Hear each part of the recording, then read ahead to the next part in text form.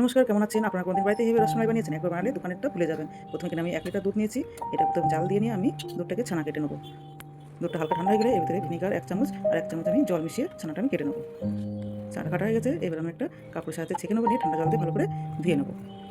দিয়ে হাতের সাহায্যে একটু হালকা করে চেপে জলটা বার করে দেবো। দিয়ে একটা আমি চাটি চাপা দিয়েছি। এবার আমি রসমালাইয়ের জন্য রসটা তৈরি করবো দুধ দিয়ে। প্রথমে কিনে আমি 1.5 লিটার দুধ নিয়েছি, নিয়ে প্রথমে জাল দিয়ে বসিয়ে দিয়েছি। এখানে 5 মিনিট জাল দেওয়ার পরে দিয়েছি এর ভিতরে, জাল দেওয়ার পরে এর ভিতরে আমি কেশর আর এখানে ড্রাই ফ্রুটস দিয়েছি কেটে। দিয়ে আরও 5 মিনিট ফুটিয়ে নেব। এর ভিতরে আমি 100 থেকে 150 গ্রাম মতো চিনি দিয়েছি। আপনাদের স্বাদ অনুসারে চিনিটা দেবেন। এর ভিতরে সামান্য আমি এলাচের গুঁড়ো দিয়েছি। দিয়ে এটা আমি ফুটিয়ে নেবো। এটা বেশি করে করার প্রয়োজন নেই। এইভাবে এবার আমি রসটা তৈরি হয়ে গেছে, এবার আমি লাগিয়ে নেবো ঠান্ডা করার জন্য। লাভিয়ে আমি রেখে দেবো সাইডে। এবার আমি ছানাটা থেকে হাতের তালুর সাহায্যে এইভাবে ভালো করে আমি একটু মেখে নেবো।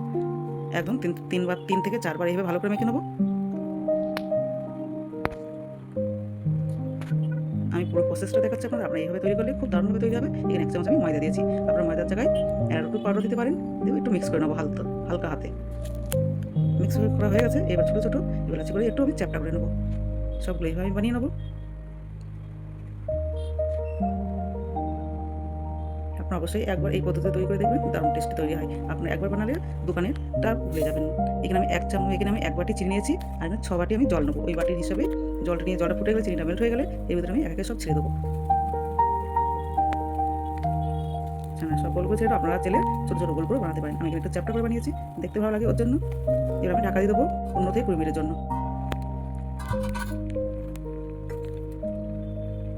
এই 20 থেকে 15 মিনিট হয়ে গেছে। এবার আমি একটা বাটিতে ঠান্ডা জল ঢেলে নেবো। আপনারা এর ভিতরে চাইলে বরফ টুকরো দিতে পারেন। এবার একে সবগুলো আমি লাগিয়ে নেবো। দিয়ে এখানে 10 থেকে 15 মিনিট ঠান্ডা করে নিয়েছি। এবার জলটা এবার চেপে এবার আমি দুধের রসের ভিতরে ভিজিয়ে দেবো। এভাবে তৈরি করলে একটা রসমালাই ভাঙবে না, আর খুব সুন্দরভাবে তৈরি হবে। সবগুলো দেওয়া হয়ে গেছে। এবার আমি ফ্রিজে রেখে দেবো 2 থেকে 3 ঘন্টার জন্য, ঠান্ডা হওয়ার জন্য। 2 থেকে 3 ঘন্টা হয়ে গেছে। পরিবেশনের জন্য আমি রেডি করবো।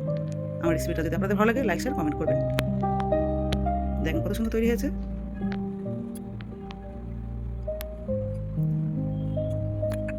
এর উপর থেকে আমি ড্রাই ফ্রুটস দিয়ে দেবো।